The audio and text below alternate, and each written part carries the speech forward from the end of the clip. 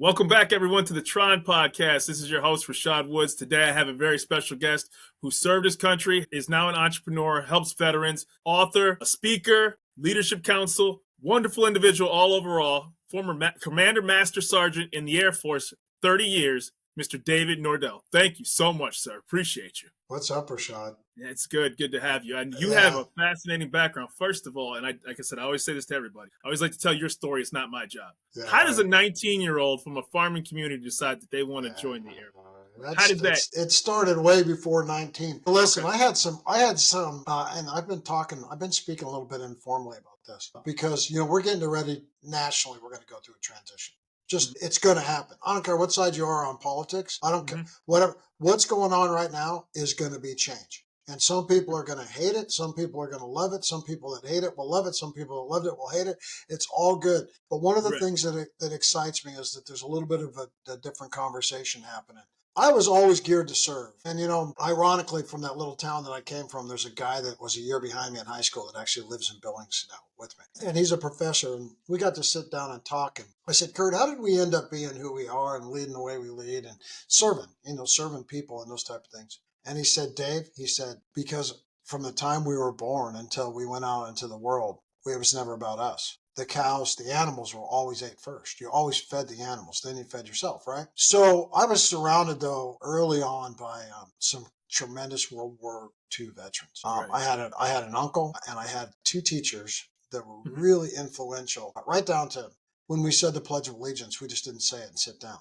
He would pick that apart and talk about what that meant and those type of things. So I wanted to serve. And so even younger than that, all I wanted to do, Rashad, was I want to go in the Navy. I want to be a plumber. That was it. Yeah, I saw that I saw that, right? And then that's all I wanted. And this is all about attitude, right? Yeah.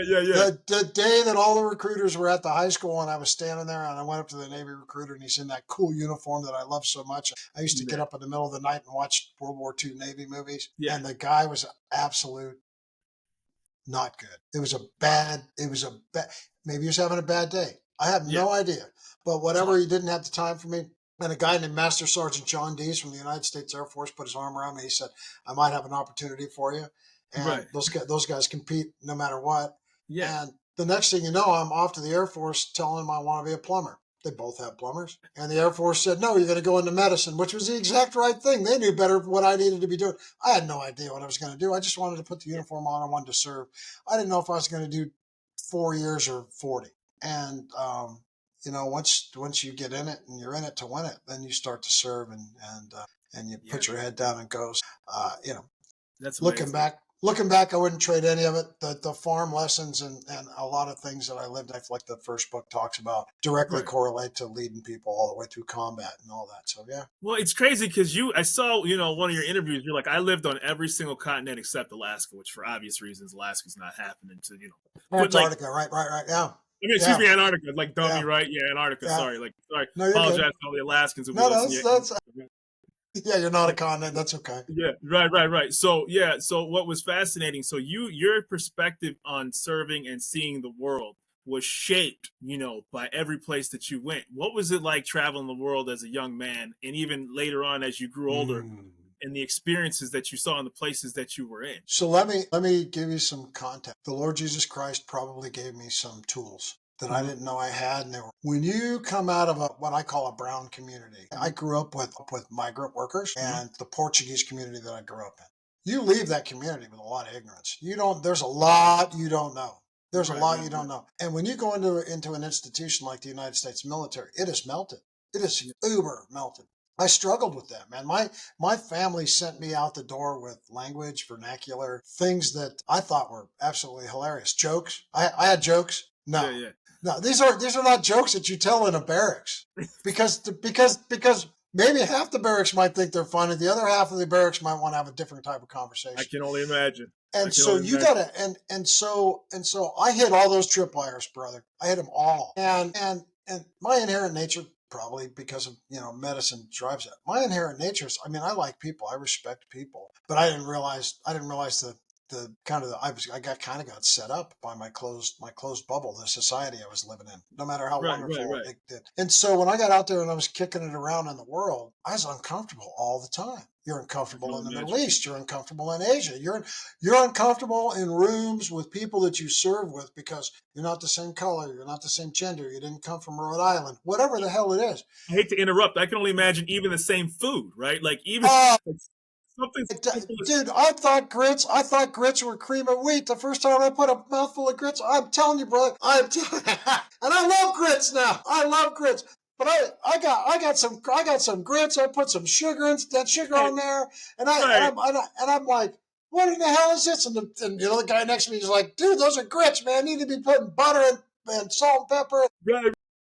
So yes, so absolutely, and at my own expense, somebody gets a big laugh out of it, and vice versa, right? So it's yeah. 100%. 100%. So I love it, yeah, and so that makes you really uncomfortable. For sure. For And sure. Rashad, this is societal, man. This is just leadership stuff. You have a choice to make from the time that you walk out into the world. And I'm talking about the time that you go on, join your first little league team, or you're in a whatever club or whatever you're doing, and you get mixed and matched. So, my boys were raised military brats, and they have so many blind spots in a great way. They just Right. navigate, man. You throw them in a room, and they got 10 friends in 10 minutes, and people are like, how did you know that guy? Well, I don't. I know how to do this. Right. Well, we all don't know how to do that. So I got out there, and for some reason, like I said, a God-given inherent thing, I just told myself, if I'm not making myself uncomfortable and asking hard questions, Right. scary questions, not Right. asking questions like, what the hell are grits? Where did they come from? Collard greens, man. Collard greens. And I was just telling somebody the other day, they were going to South Carolina. I said, okay. I said, here's the barbecue place, mac and cheese, collard greens. If you don't eat those, you suck. And they're like, what? And I'm like, hey, listen, I didn't know Right. any of that. I didn't know that whole thing, but I do now.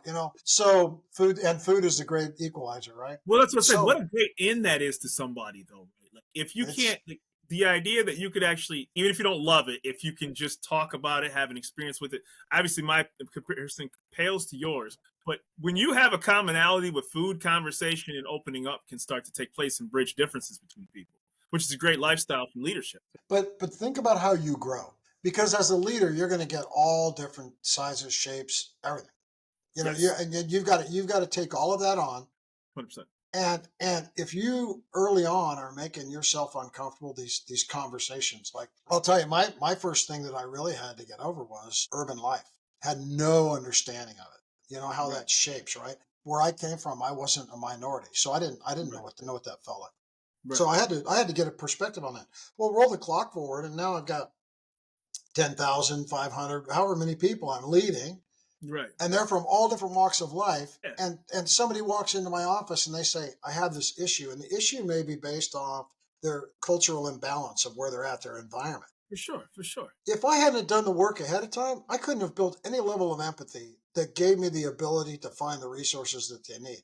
And sometimes you can't be the resource, but you better have a Right, network. You better have a network, and you better have built a foundation where you right. can say, I'm not your guy, but this gal is your gal. And I did a lot of that. And so I'm so thankful of being able to just be immersed and And to that's navigate really that way. big of somebody to be able to notice that right away, or once they have enough depth inside of a conversation to say, you know what, I'm not the best subject matter expert for this, but I've built a relationship with somebody who is, or this is immediately who you need to speak with, because you Yeah. didn't brush that person off, but you also didn't lead them on to a path that you really couldn't answer what they were dealing with. And, a lot of leaders,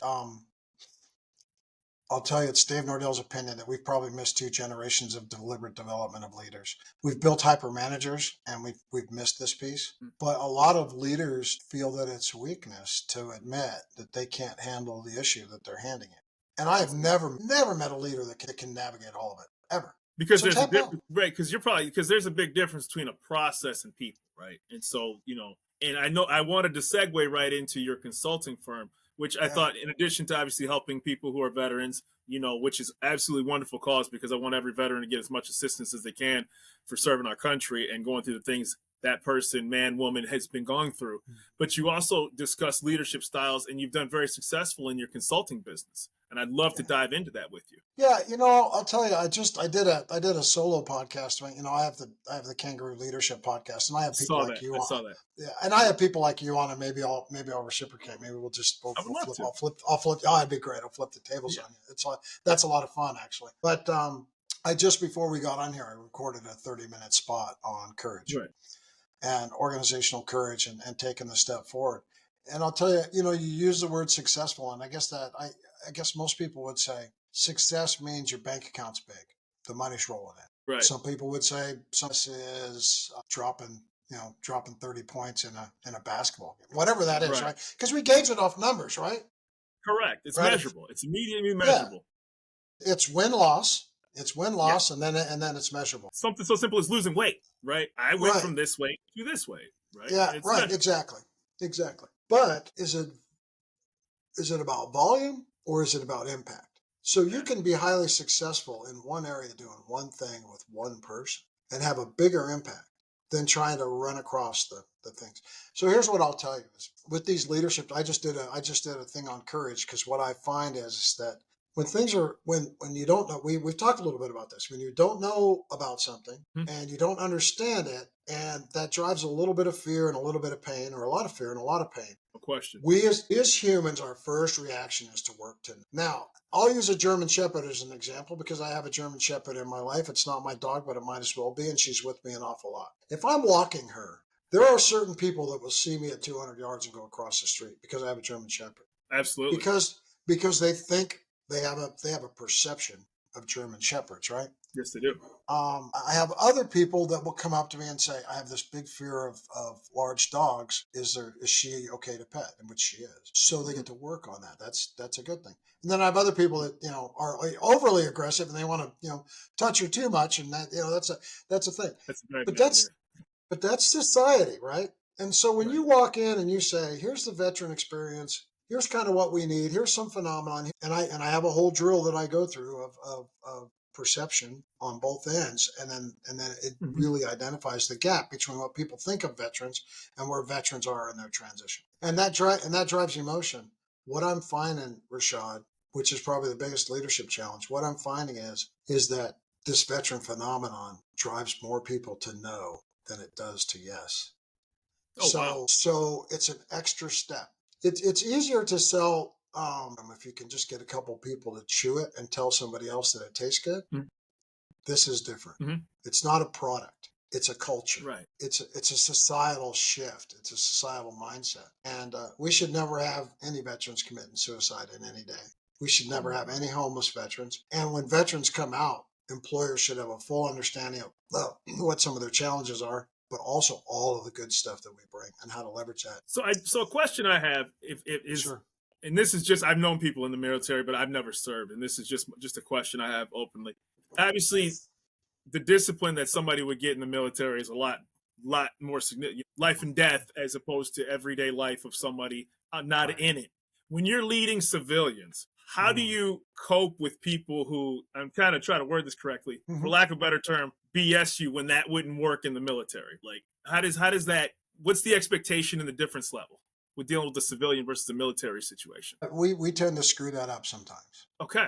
Really? Because, and this is all about the adaptation. So to set the stage for the phenomenon isn't, when you're a veteran, you're like a hot dog, right? You take a hot dog, you put it in a microwave, right? You put the hot dog in the microwave, right? It's a lot. Once you hit the button, you've changed the DNA of the hot dog. I don't care if it looks the same. It's forever. It's forever changed. 100%. When you raise your hand, go to basic training, and go through the indoctrination. When you're indoctrinated, listen to these words. When you're indoctrinated and then you're institutionalized, listen to these words, because these words sound almost like going to prison, don't they? Because there's it sounds like right. It really does, Rick. Shawshank's in my mind. And we do, yes. Well, that's it. Actually, if you've seen Shawshank Redemption, I use that as an example. Have you seen Shawshank Redemption? You see how, and they show you the different, everybody transitions differently. Everybody does it differently, right? To the point where some people commit suicide because they just can't do it. A lot of recidivism is because they've been institutionalized so long that they just go commit a crime so they can go back in because that's all they know. Exactly. So the phenomenon is the exact same. So now you come out and say you were leading 12, 15 guys, 50 guys in Mm-hmm. combat. And you did things like, today we're going to do blah, blah, blah. I mean, it's absolutely lined out, right? When somebody's not towing the line, you kind of get in their grill a little bit, tell them what the consequences are going to be. In some Yep. cases, they end up doing push-ups or whatever. Right. They look at your rank, you outrank them, and by law, they have to follow your orders unless there's some crazy thing, and they do it. Right. Try that with a bunch of civilians. Yeah. What if I walked into some area and I said front leaning rest position, which is push-ups. Give me 10. Not, You know what they'd say? First of all, they'd laugh at me. Second of all, they'd ask if I was serious. If I did get really serious and say, yes, I'm serious, they would pick their stuff up off their desk, go to HR, and they wouldn't have a problem. I would have a problem. That's just the way it would be. Because that's not how you do it, right? So you can't yell con. You just can't. It's the whole different thing that you have to do. Everybody thinks that that's what veterans do. They just yell at people and bark orders and do that type of stuff. And that is so far from the truth because we are overdeveloped in leadership. We're overdeveloped. All this culture stuff that I've talked about, navigating just the nuances of different value sets and those type of things, navigating all of that. And that's why the services have values so that we can rally around one set of values. Doesn't matter where you came from, but we screw this up. And we go into organizations and we say things like, I've done that before. That's not too difficult. Here's the checklist. Let's move out. And people are like, who's this guy or who's this gal or what do they know? Are they trying to take my job? And then we overwork ourselves. Then we overwork ourselves. We look and we go, oh, well, I should probably stay late. So then you stay late. Well, in the military, that's like, good job. We got the mission done. We need to get it done.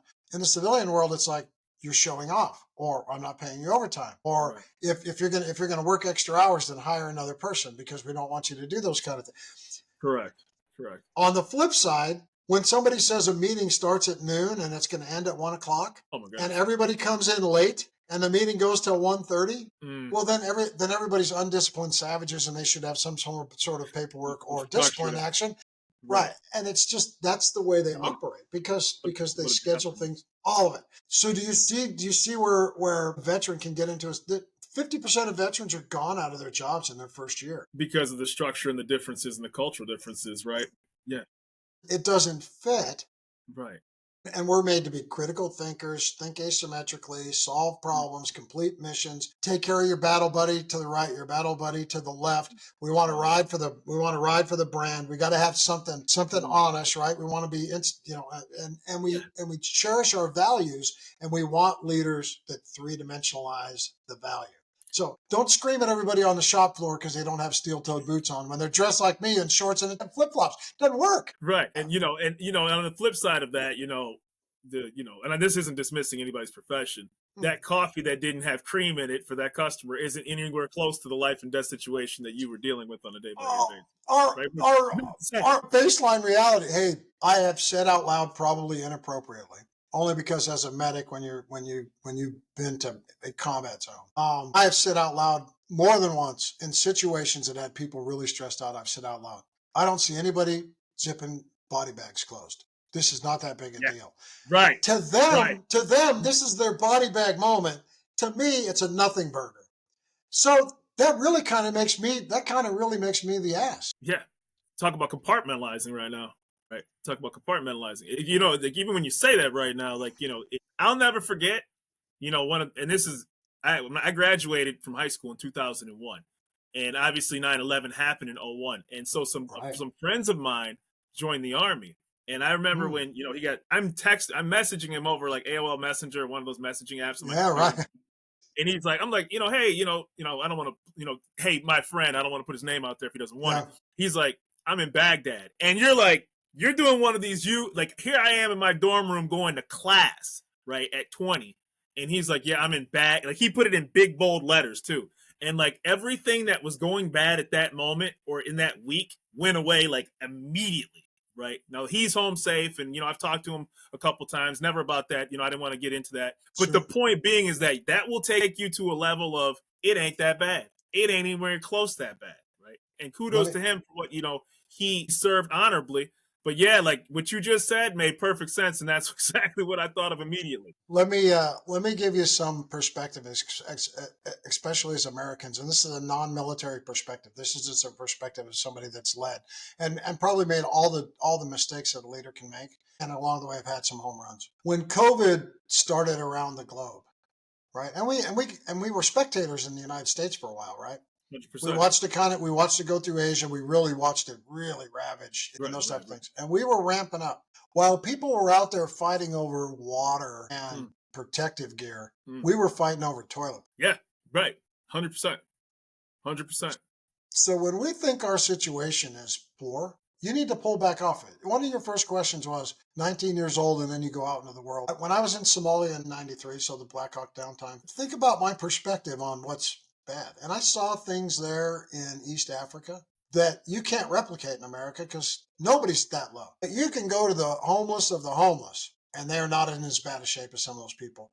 And the happiest people that I've ever met in my life are the ones that are starving and have. They got the biggest smiles on their face, and they're the happiest. They're the most loving, and they just appreciate everything for just what it is, just the ability to breathe.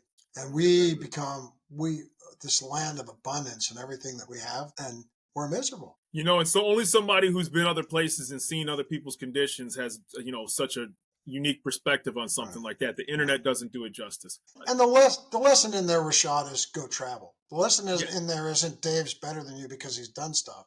The right. lesson in there is challenge yourself, have the courage Yeah. to say, yes, I can go here. And you know what? You don't need to go from Billings, Montana to Johannesburg, Africa. You Hmm. need to go from Billings, Montana to Providence, Rhode Island. Right, right, Just do that. right. And that'll change your perspective. No question. And I know that this is a topic that, you have a lot of expertise in, but I did want to transition a bit about your Sure. books, because, you're an accomplished author as well, too, as well as a speaker. I saw a couple of the presentation, the questions you were asked about your book when you were at that Sure. library, and I thought that was Yeah. great. So can you give us a little bit of details about the books you wrote? Yeah. Well, the When first the cows go to sleep, The cow, yeah, when the cows lie Yeah. down. That's the first one was never intended to write a book. Had an English teacher that told me I should go in the military because I'd never make it in college. Okay. I won that bet, by the way. Got challenged to write a book because I'm a storyteller, and when I Yeah. speak, I storytell. So I took on a good challenge. But really, with the first book, really what I wanted to do was just these things that we're talking about, just really dump it all into a book. So it's giving back life and leadership from the farm to the Yeah. combat zone and beyond. And it really is more about Dave's failures and trials and tribulations through life and my military time, and then some things to make you introspective. So maybe it'll help you out in a moment of need, because nothing is really novel. Everybody, you could give me your worst experience, and I would say you're not the first person. Correct. And so when we keep that perspective, we can work through things because somebody has traveled that path previously. When the cows lie down, which is that guy. Absolutely. Yeah, I saw When that the cover. when the cows lie down, goes back to the farm, obviously, right? When you're on a farm, and scientists will say it's not scientifically proven, I'll say you better pay attention. When you're on the farm and all the cows are lying down, usually around some spindly little tree, there's probably a significant weather phenomenon that's coming. Oh, geez.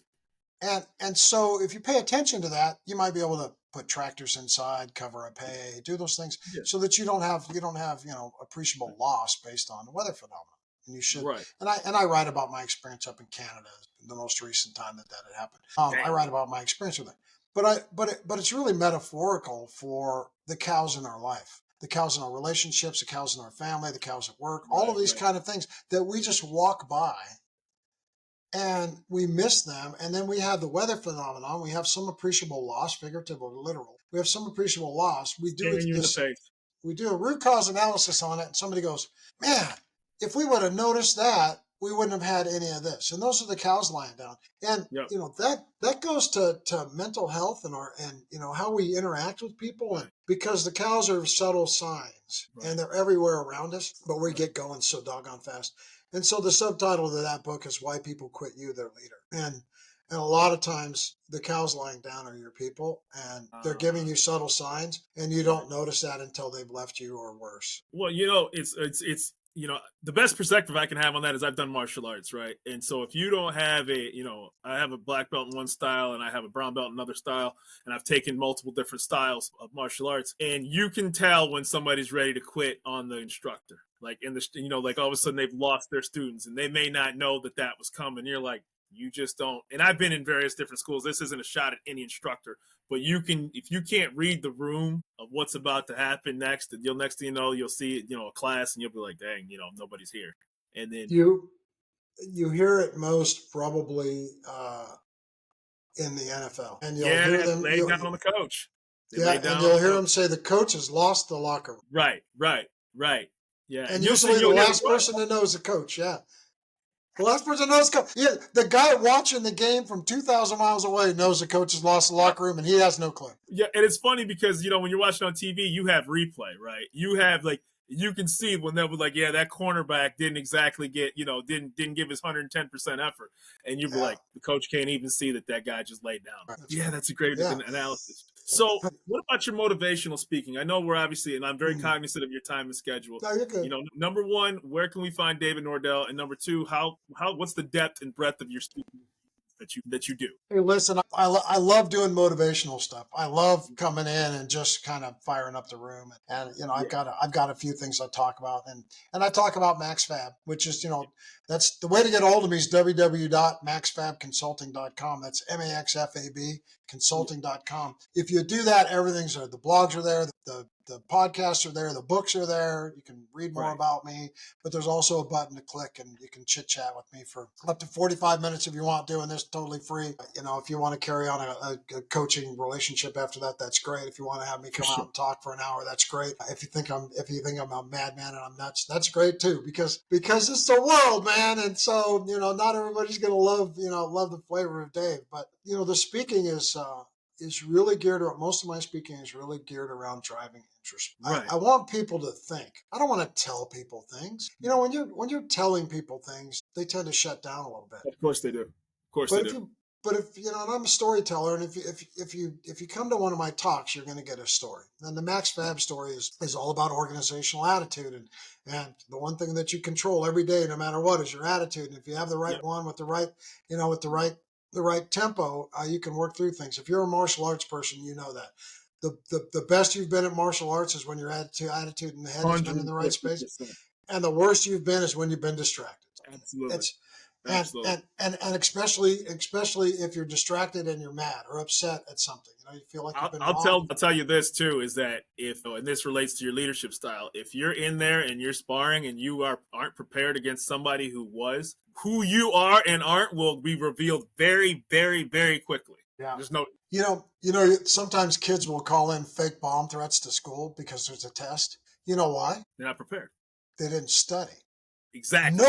Nobody in life ever had anxiety. Nobody said, "Oh, I don't want to take this test." If you've studied your butt off, you want the test. You want it, and you want it. You can't. You're like, "Give me the test. I'm ready to go." 100%. Nobody. So when people wander around and they've got this lack of confidence, they got their heads down and those types of things, it's because you haven't done the work. Desperate measures. They start pulling desperate measures and doing very, very dumb things. Do the work. So, no doubt.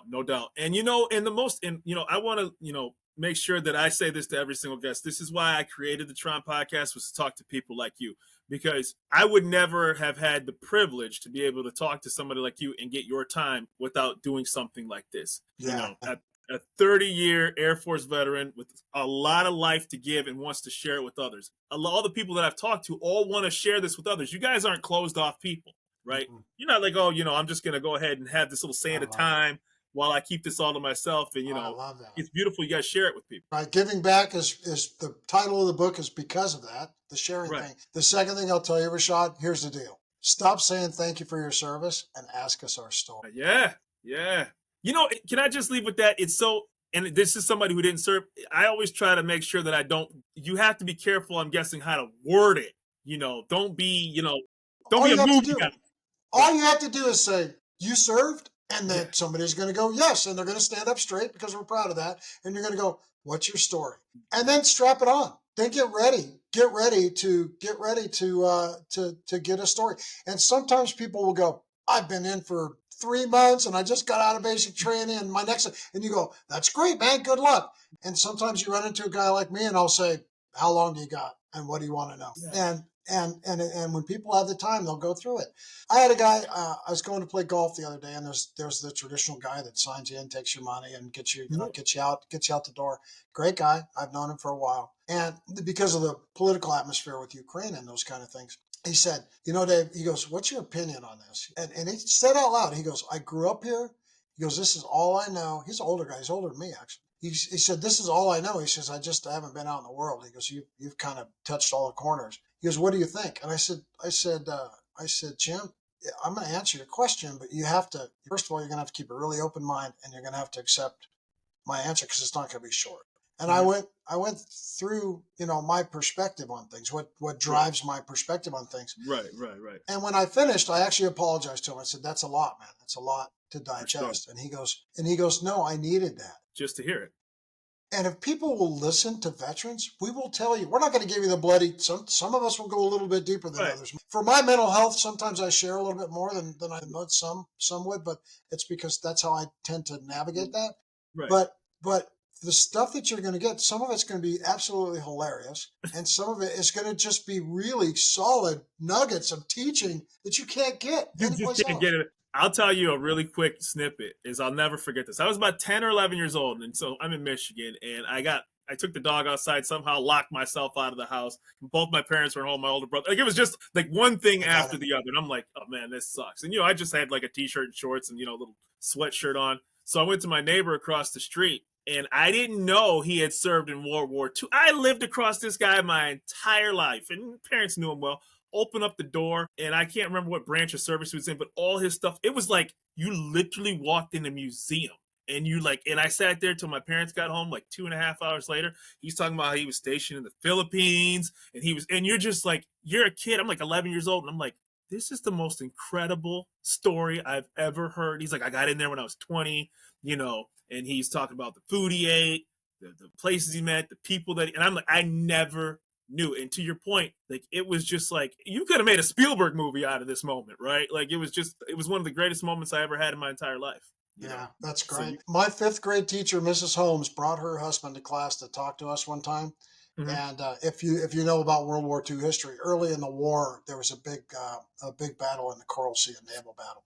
And we lost an aircraft carrier, which was the USS Lexington. And he was on that. He was on that aircraft carrier, and he told us the whole story about the whole battle, the whole day.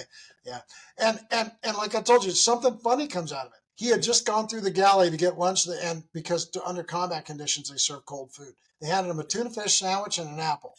And then the ship got hit, and it was so hilarious. He goes, I had this sandwich and this apple, and he thought, I might need this for later, right? So he put it in his shirt, went down the netting on the ship, and then went into the water. And he goes, having a tuna fish sandwich in the Coral Sea strapped to your chest is not good when there's a million sharks around. Oh my God. So I knew I made a bad decision. In the midst of all that, he still remembered that humorous situation. Yeah, Well, in the absence of thank you for your service, I appreciate you telling your story and what you shared, from this guy who's just trying to, get inside of people's heads and learn some things on the TRON podcast. Mr. Dave Nordel, I cannot thank you enough. You've been a wonderful guest, and I would love to talk to you again soon. Anytime, brother. Out here, man. Bye.